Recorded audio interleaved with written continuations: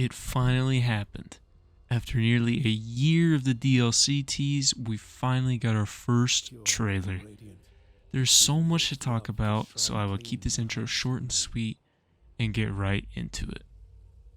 First, let's talk about what we do know.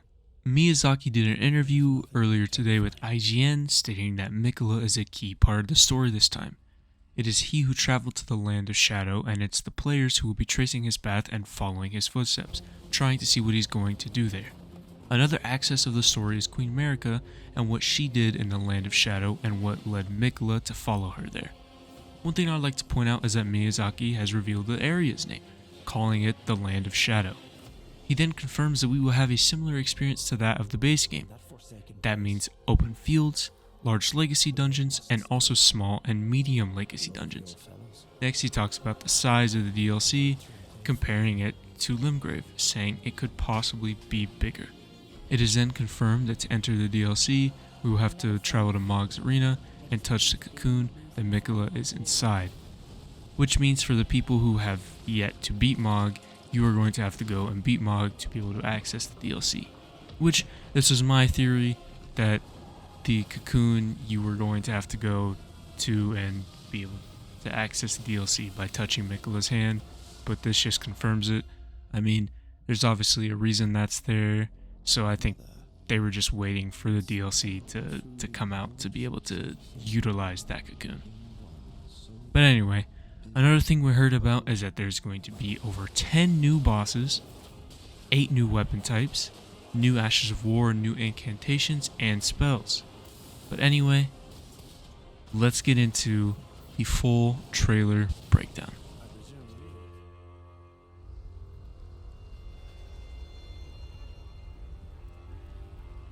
Pure and radiant, he wields love to shrive clean the hearts of men.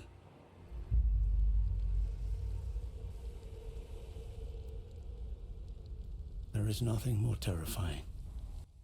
The trailer opens up with that line. I assume that whoever this is might be talking about Miquella here. But why would he say that what he is doing is terrifying? Isn't Miquella revered as this kind of demigod that everyone seemed to love? I mean, we find NPCs all over that seem to be worshipping Miquella. But who knows? Maybe in this DLC, Miquella will be painted as this bad guy. But, of course, we won't have that answer until June. Now this next shot here is maybe of a new Great Rune. It could be Miquella's, or maybe it isn't a Great Rune, and it could be something entirely different. In that forsaken place, blood must spill.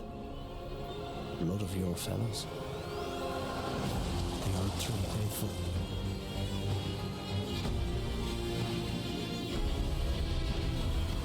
One thing I would like to point out is that at the very top of this castle, it almost looks like it is decaying from Deathblight, which if that is the case, then that means enemies in this area will most likely be affected by the Deathblight, and also later in this trailer, we see what could possibly be the boss of this castle, breathing Deathblight down on a Tarnished. They were never saints.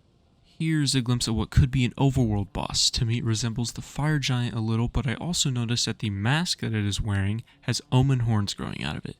It could be an omen killer for the land of shadow. They just happened to be on the losing side of a war.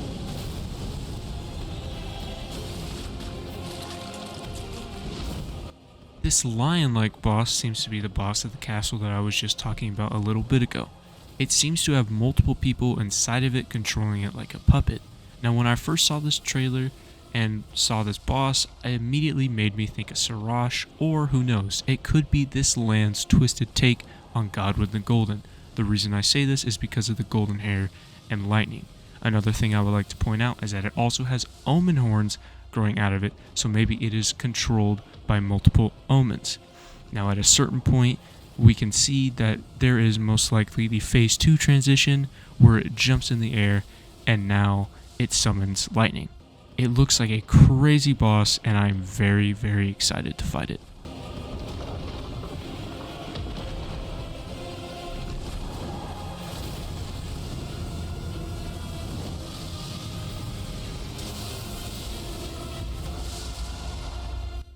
Now here we have this new mysterious character that we haven't seen before. We come to find out later that his name is Mesmer the Impaler.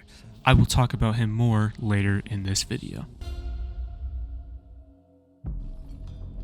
Mother, wouldst thou truly lordship sanction in one so bereft of light?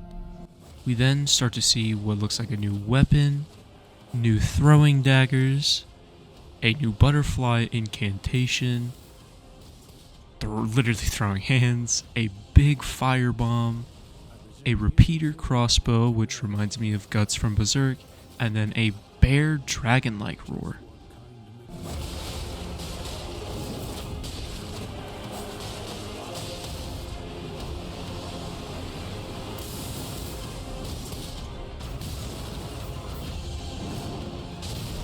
I presume you, too, are keen to know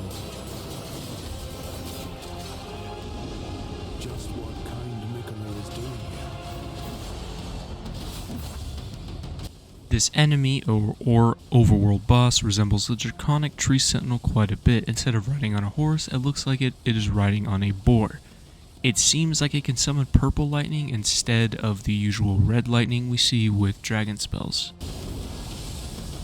Next, we have this hippo-like enemy that at a certain point shoots spikes out of its back. These spikes could be a spell or an Ash of War that we could obtain upon defeating this enemy or by finding it later in the DLC.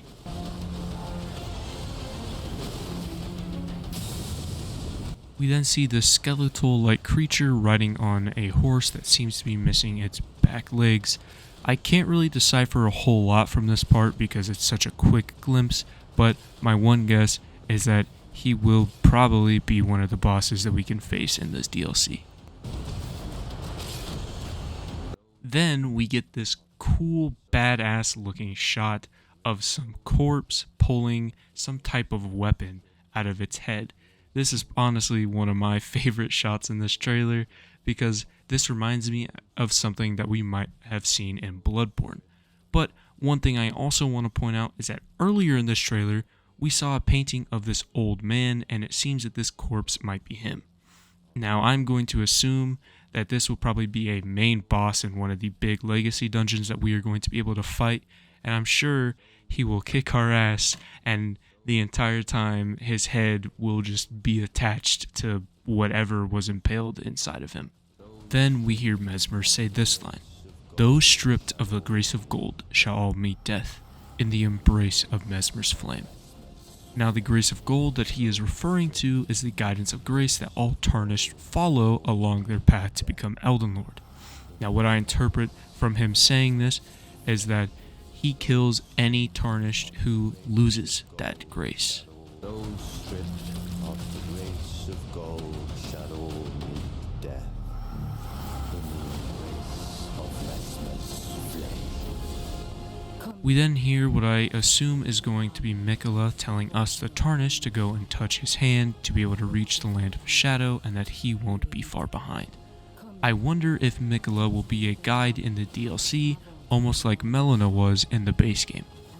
Come now, touch the withered arm and travel to the realm of shadow.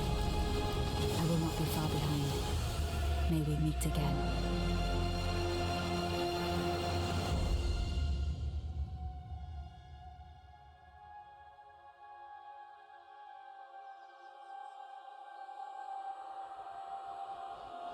Then the final shot of the DLC trailer we get is Mikola reaching his hand towards the mysterious tree in the middle of the map. This could be an ending cutscene or maybe close to the beginning. It is honestly hard to tell. One thing I want to point out is that the top of the tree seems to have this gray glow to it, almost resembling the color of Deathblight. I have this crazy theory on that I will get to. Now, speaking of theories, let's finally get to them. I would go ahead and prepare yourself for a lot of yapping because I have so much to talk about here with my theories on this DLC. This trailer just planted so many ideas in my head and my brain just would not stop. You know, what if that's the case? What if that's the case? Just, it's going to be a lot of yapping, so bear with me. But let's start off with my first theory, which comes thankfully from Bandai Namco's official description of the DLC, and this description leaves behind a lot of questions and speculation. Anyway, let's read it. The Land of Shadow, a place obscured by the Erdtree, where the goddess Marika first set foot, a land purged in an unsung battle set ablaze by Mesmer's flame. It was to this land that Miquella departed, divesting himself of his flesh, his strength, his lineage, of all things golden. And now Miquella awaits the return of his promised lord. Now that last line really sticks out to me. Miquella awaits the return of his promised lord. Who could that be? My theory for this is that it could possibly be us. We are the lord that he is waiting for, but why? Maybe he needs us to accomplish a goal for him that he himself is not strong enough to do, or maybe he is just simply using us. But as usual, we will have to wait and see. Now the next part that also stuck out to me. A land purged in an unsung battle, set ablaze by Mesmer's flame. An unsung battle, I take this as meaning that a war happened in the Land of Shadow, and almost all residencies want to just forget about it, and so they never talk about it to try to, act like it never happened. Then these set ablaze by Mesmer's flame part. Maybe sometime during this war, Mesmer set this land on fire to win it and rule over the Land of Shadow. Because Miyazaki himself has confirmed that Mesmer will be on the same level as other demigods that we faced in the base game, meaning Morgoth, Melania, Godric, Rennala, Radahn. So he is going to be a very powerful figure in this DLC. Now, speaking of Mesmer, that is who I want to talk about the most, because there is just so much mystery about him, and I have so much theories about him. I just want to get to him, so there's going to be even more yapping when it comes to Mesmer. Finally, we can now talk about the main point of interest for this trailer, and for me, and probably for many others, the most mysterious part, Mesmer, the Impaler. Now, what I immediately noticed when I saw him was his flowing red hair, snakes wrapped around him, and he can use fire. I have multiple theories on who he could be and where he came from. Now, my first one was just kind of like a throwaway one. It would just pop into my head that, I wouldn't put it past them to do this, but it could be some twisted child of Mog and Miquella. Maybe all that blood Mog used to try to bring Miquella back created a child that is now here in this land. My main reason for this is that the fire that he uses in the trailer almost exactly resembles the fire that Mog uses whenever we fight him. My next theory is that he could be Miquella in a brand new form. He is in this cocoon state when we see him, and maybe during the DLC he transforms into this Mesmer, and we finally know his true intentions. Also, this would be able to come with the full circle thing that the community has noticed that Miquella kind of resembles Griffith, and this would truly be just a big Griffith reference, so who knows?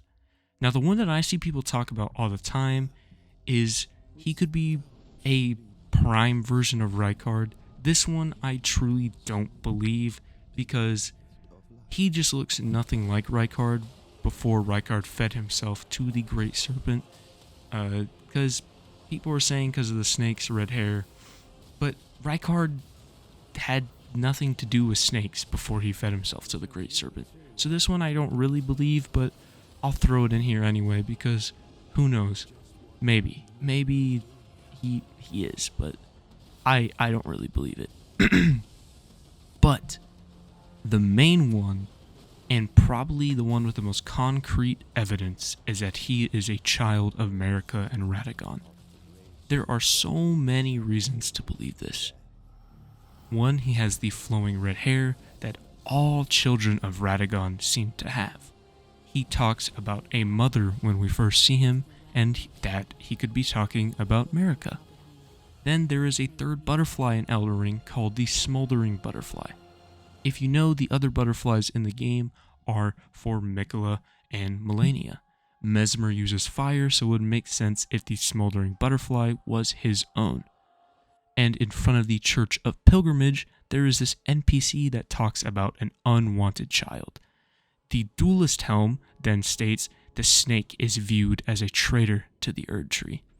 Maybe Mesmer is this unwanted child that could have tried to commit a cardinal sin, perhaps trying to burn down the Erdtree.